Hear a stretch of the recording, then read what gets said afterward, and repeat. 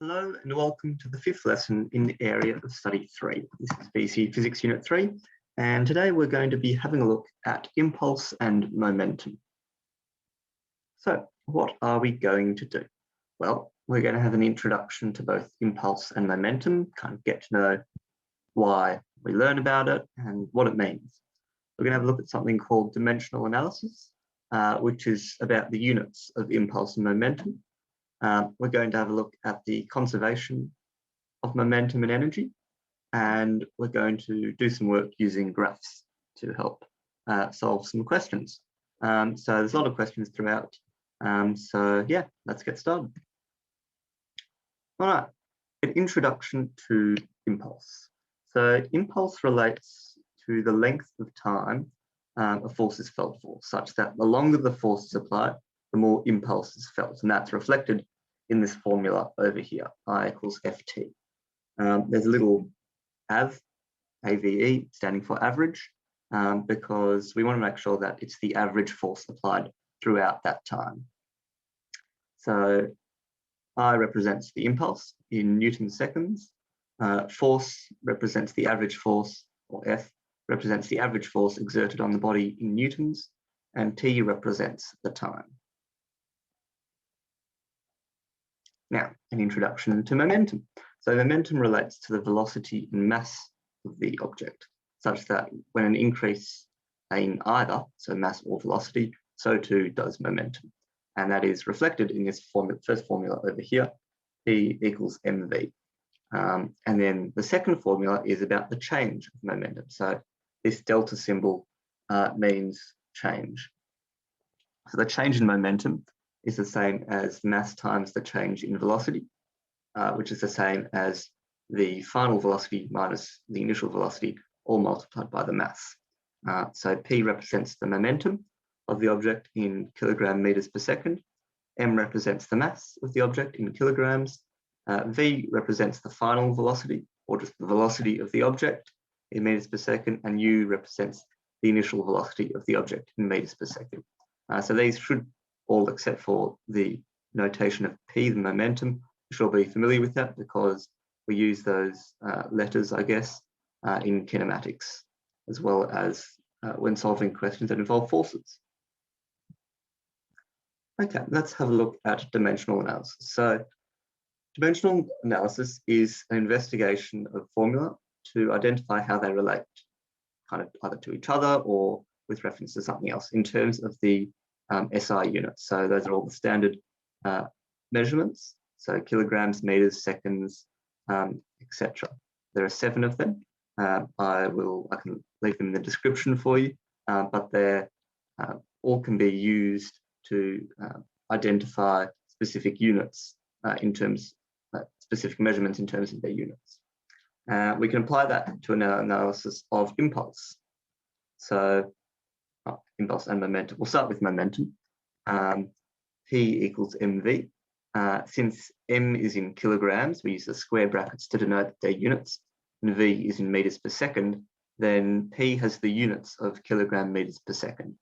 Now we can consider the same for impulse. So impulse is force times time, and force has units of newtons and times units of seconds. So then impulse is Newton seconds. Now here comes the interesting part. So the units of force, so newtons isn't an SI unit. So it's a combination of SI units. And we know that force is mass times acceleration from Newton's second law. So mass is going to be in kilograms and acceleration is going to be in meters per second squared.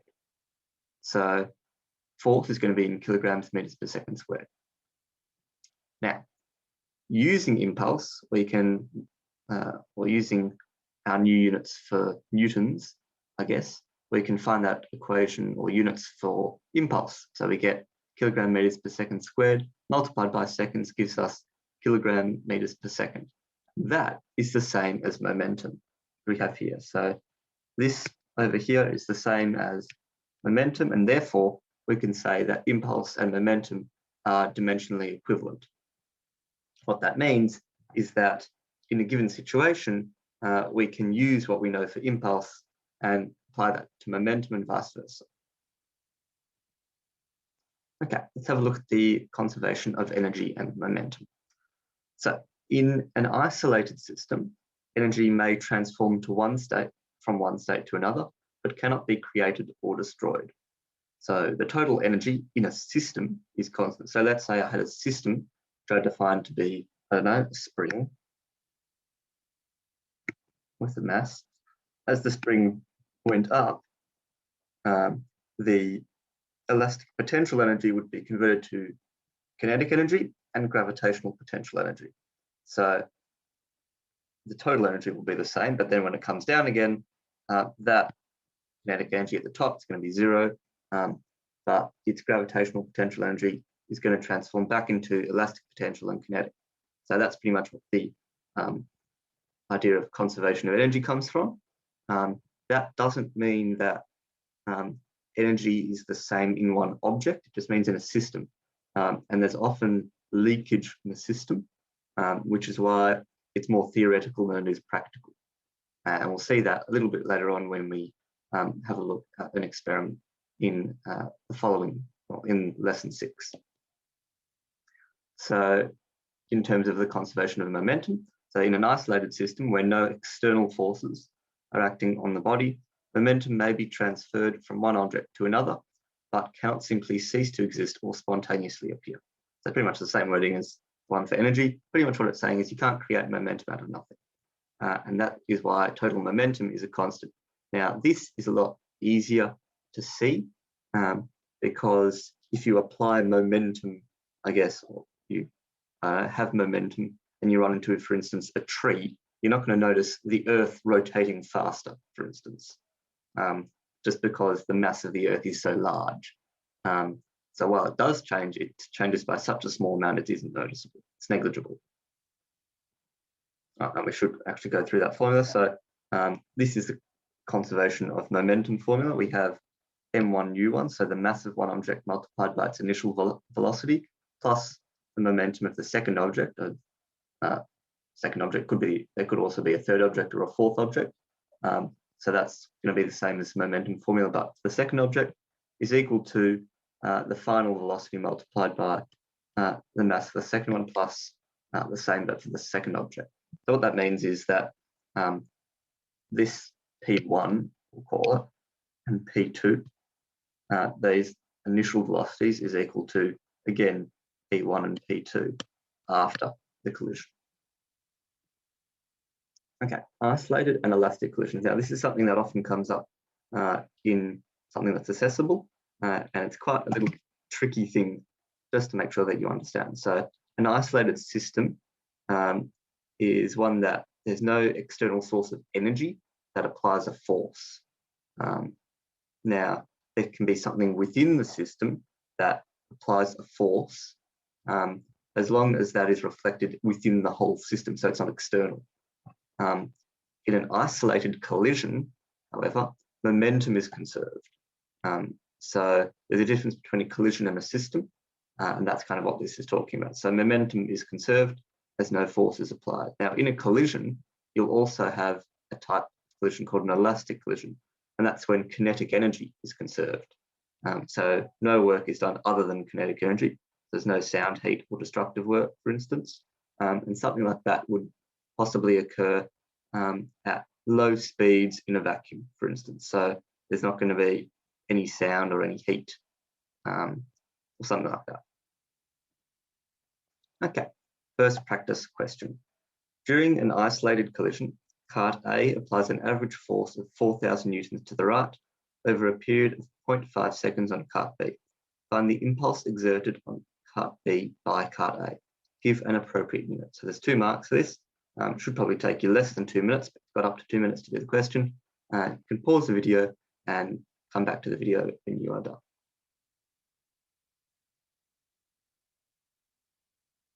All right, now that you've had an opportunity to do that question, let's have a look to see the solution. So we're going to start off with our formula for impulse, I equals ft, and then we're simply going to substitute the values in. So we get the 4,000 newtons from here, we get 0.5 seconds here, and we quite literally just substitute it in. So we're also got to give an appropriate unit. So use the unit for impulse. And while it's technically correct to write kilogram meters per second, you'd prefer the answer to be Newton seconds, because that's really, that's kind of the units of impulse, I guess. We also have to give a direction because it's a vector quantity, and that direction is towards the right, which we actually get from over here. Okay, part B. Both carts have a mass of 10,000 kilograms. Given that after they collide, they move off together, and that cart B was initially stationary, find the initial speed of cart A. That's 3 marks, so they take you 3 minutes. Pause the video and get back to it once you've finished. All right, now that you've had an opportunity to do that question, let's have a look to see what the solution is. So the first thing is to use the conservation of momentum, because we know in a collision, momentum is going to be conserved unless it states explicitly otherwise in the question, which is never. You always assume that momentum is conserved in VCE physics. There's a quick little change to the formula that I've made here, which is over here. So we know that they move off together, which means that their velocity after the collision is going to be the same. So we can factor that out of the equation and assume that the velocity for the first cart and the velocity for the second cart are going to be the same after the collision, literally because it says that. So we have to use that to find the initial speed of the car. So what we're going to do is we're going to substitute the values in. So we've got 10,000 U1, which is going to be, I'm calling cart A as the one that has a subscript of 1. We also know that cart B was initially stationary. In other words, its initial velocity was 0. So substituting 0 in there, you get +0. And then the combined mass is going to be 20,000 kilograms. We also know that the impulse is going to be the change in momentum in this case, because impulse is an application of force. So we can substitute in from our previous question our value for that, so we can find V. So we get 2,000 newtons per second, Newton seconds, sorry, and then we can substitute the momentum from over here. Take the 10,000, we get the V, we get that, and then we have V equals 0.2 meters per second. Now, for the last bit of the question, we have to substitute that one back in. So we get 10,000 U1 is equal to 20,000 by 0.2, which gives us U1 is 0.4 meters per second. So that is the answer that you should give. Because it asks for speed, you don't have to give a direction.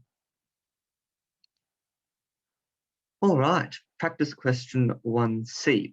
If the collision were not isolated, explain how your answer would differ from that given above. I'm assuming that you're doing it down the page, so from part 1B. So there's a couple marks there. This is a word question, so it may take you 2 to 3 minutes. So yeah, have a go at it, and you can get back to this video once you're done.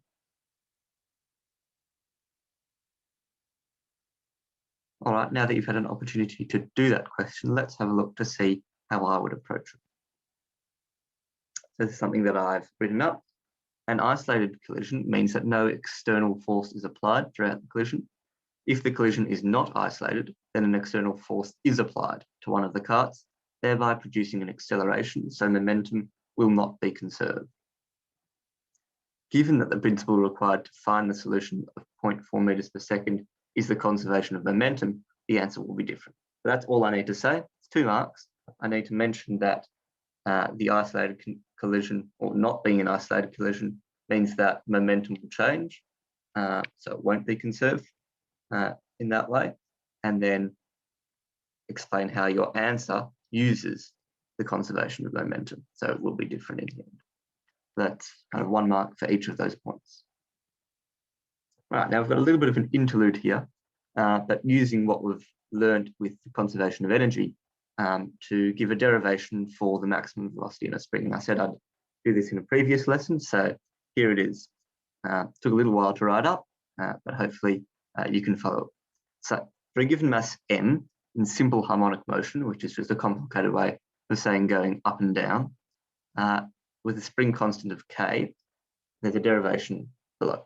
So let Z, A, and B, so these points over here, Z, A, and B, be the points of rest length without the mass, equilibrium point with the mass, and the lowest height reached by the moving mass.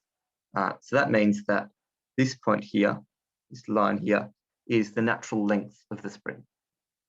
So at that point, the x, or the change in x, is 0, because it cannot go any higher or lower than that without any force being applied to it. Just get rid of that.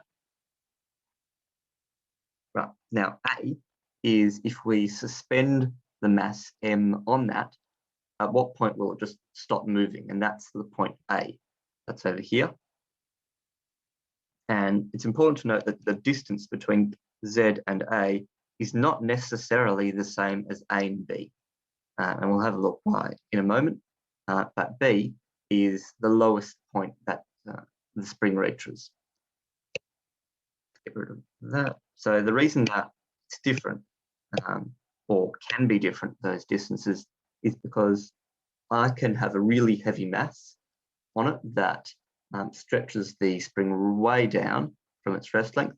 But then when I want to move it, I can only draw it down, say, a couple of centimeters, and it starts moving up and down. So that's why it can be different. It's just a good example of it. But that kind of gives you a decent understanding of what I'm about to do here. So due to the conservation of energy, the total energy of the system at point A is equal to the total energy of the system at point B. So at A, the maximum kinetic energy will occur because after point A, you start getting the elastic potential changing the direction of the force applied on the mass. And that's the point that the velocity will be maximum. So that's kind of where we want to find V at. And we're going to use this conservation of energy approach to find it.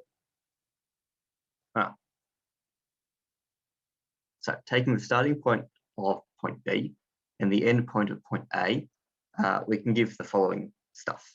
So we've got the total energy initially is equal to the final total energy. So I've got all these things here. So we've got the initial kinetic energy, initial gravitational potential energy, and initial strain potential or spring energy. These are the things that we've covered, the notation that we've covered a little bit earlier on, so hopefully you're familiar with it. And that's equal to the final versions of it. So final kinetic energy, final gravitational potential, and final elastic potential. Now, all I've simply done in this next step is write down the formulas for each of them.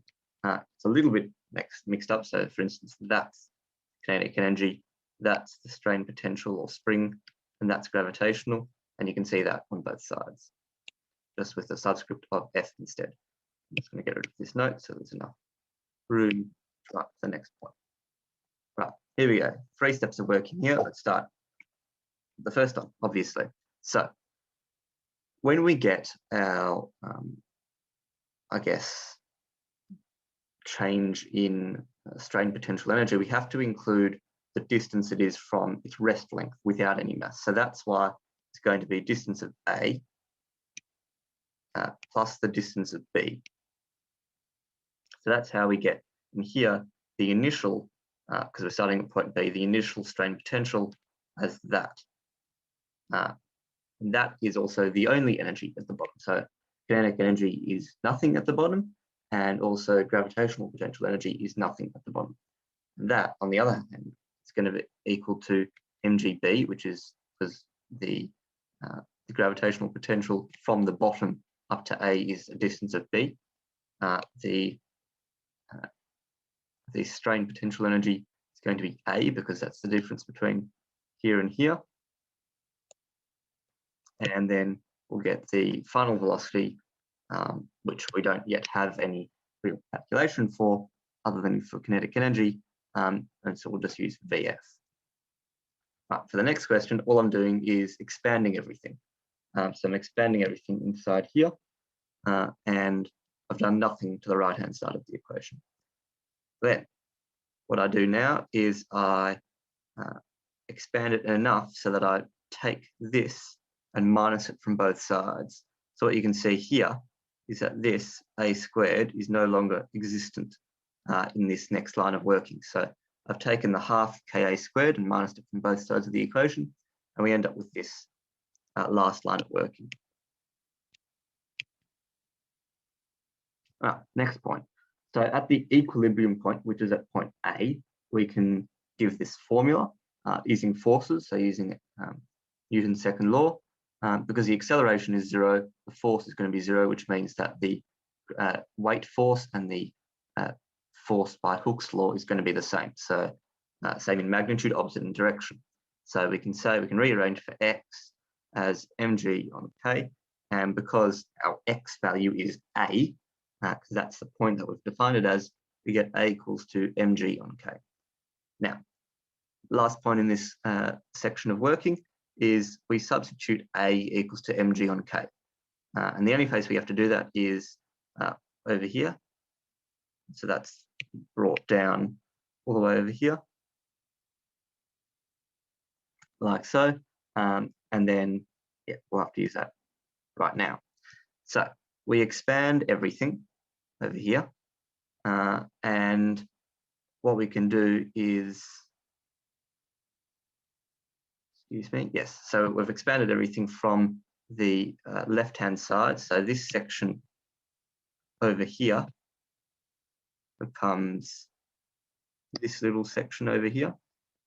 And we can see that because the k's will cancel, the 2 will cancel, and we're just left with mgb. Just going to get rid of that so you can see it properly.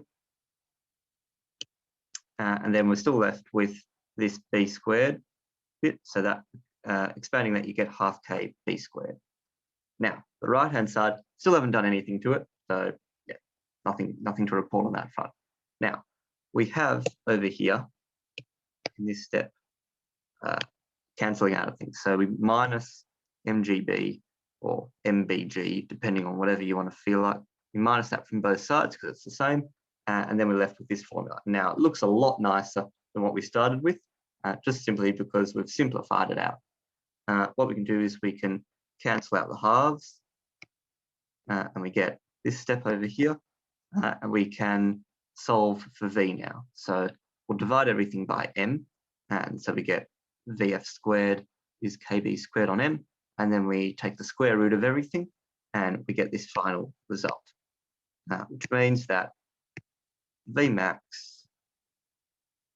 is going to be Vk on m. There we go. So we would normally, when we're square rooting something, do plus minus, but because it's a vector quantity, we can just give a direction. So it's got a positive magnitude, but it also has a direction. That's the end of the derivation. So it's actually not that long. It just requires using some math skills of expansion and substitution, but it requires a good understanding of the conservation of energy. So if you want, you can pause the video now, just write down the whole thing if you haven't already, and have a look over it in your own time, just to understand how we get from one step to the next step, and it will actually really improve the way that you think about how to solve questions. Okay, practice question 2a. A spring is hung vertically with a mass suspended. The mass is pulled so that it oscillates in the vertical position. Explain the transformation of energy in the spring system, assuming that it is isolated, through one period of motion, specifically at the lowest, middle, and highest points of motion. So there's 3 marks. You may require a little bit of knowledge from the derivation that we just did. Maybe look back at that if you have some issues, but 3 marks, so about 3 minutes.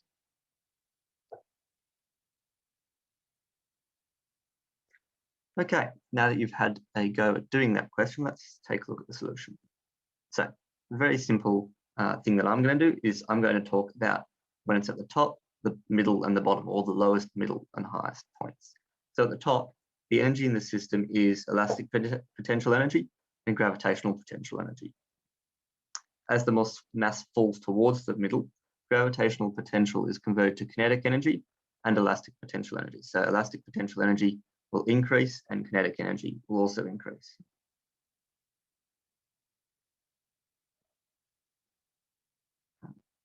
After passing through the middle, the kinetic energy and the gravitational potential energy is converted to elastic potential energy, such that at the bottom, all energy in the system is elastic potential energy. So that's kind of my 3 marks. And then I've got to also talk about the whole period of motion. So the reverse is true as the mass travels back to the top. So pretty much what happens, there's actually a nice graph, which I can also perhaps put in the review lesson at the very end of this area of study, which kind of illustrates graphically how that energy changes throughout its motion. Right, using graphs. So 2 things here. The first point is going to be less used, if ever. So on a kinetic energy velocity graph, if we have AKV, then what we'll have something like this. A parabola, the gradient at any point, so gradient there, or the gradient there, or the gradient there, is going to be momentum. And you could see that if you use calculus, but that's not part of this course, so I'm just telling it to you because you may find it useful at some point.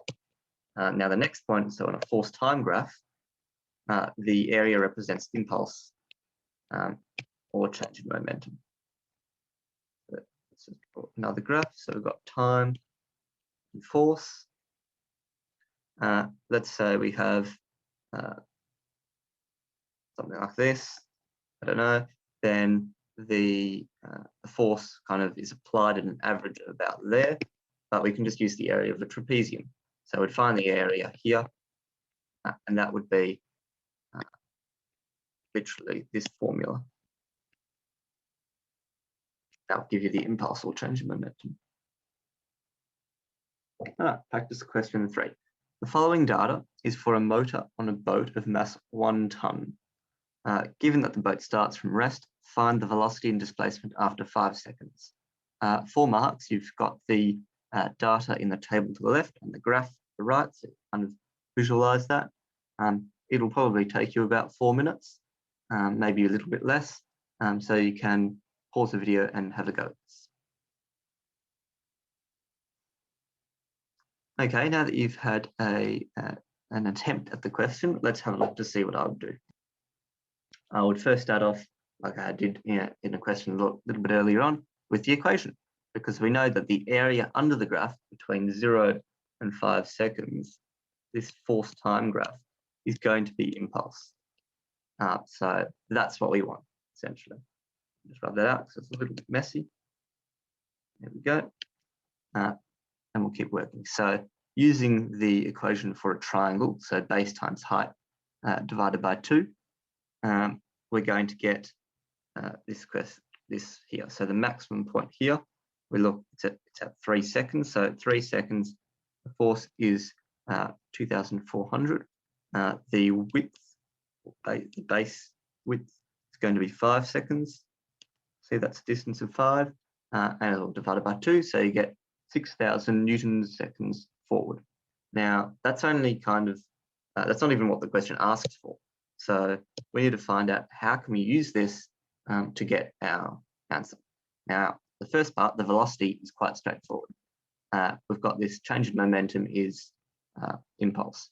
Now, we know that it starts from rest, because it says it starts from rest over here. So we know that the initial velocity is going to be 0. So we can substitute all that in. So the mass, 1 ton, is 1,000 kilograms. Substitute that in, and you get V equals to 6 meters per second forward. And now for the second part of that question, the displacement, we have to use our constant acceleration. So what we need to do is find the average force applied. So we're just rearranging this here, and we get an average force of 6,000 divided by 5, which is 1,200 newtons. And we can say that the average acceleration is going to be the average force divided by the mass. And we get 1.2 meters per second forward. Now for the fun bit, use our constant acceleration formula from a couple of lessons back. and we can quite literally substitute all our values in. Because the initial velocity is 0, it's 0, then a half multiplied by 1.2 multiplied by 5 squared, 5 seconds over here, gives us 15 meters forward. So that's the question. You probably get 1 mark for this, 1 mark for this, 1 mark for this, and 1 mark for this. If I was marking it, that's kind of how I do it, because those are all the appropriate steps that you need to find the solution. Calculate the momentum of the boat after 10 seconds. So not after 5 seconds, after 10 seconds. So 2 marks, get a couple of minutes to do this question. So yeah, good luck.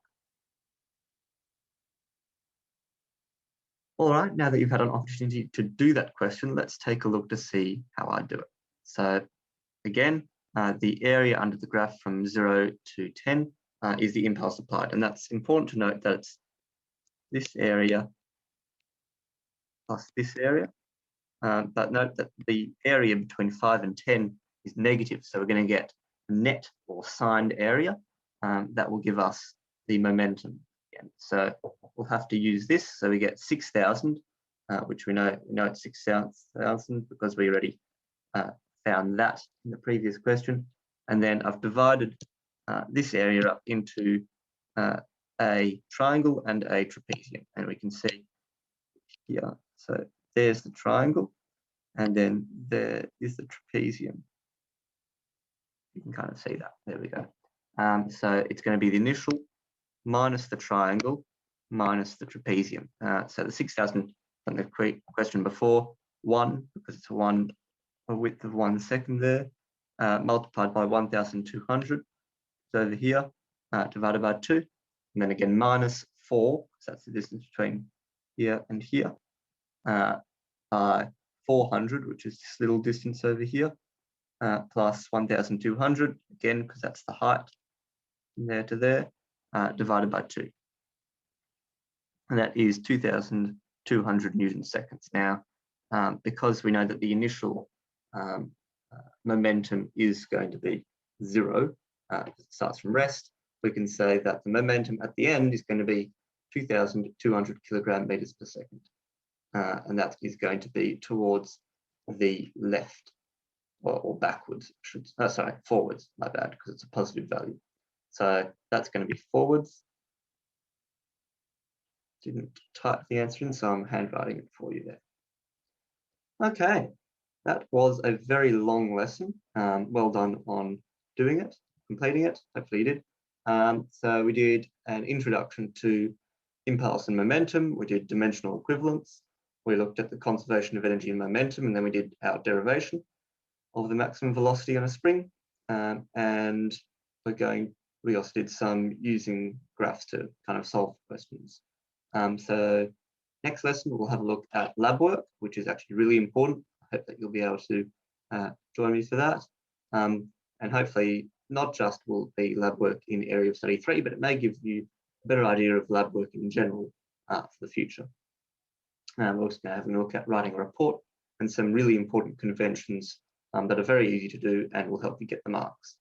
So thanks for your attention. Hope that you found this lesson interesting and that you learned something new. If you'd like to get in touch, feel free, go to airlearners.com and you can find me on the tutors page. Thank you very much. I'll see you next time.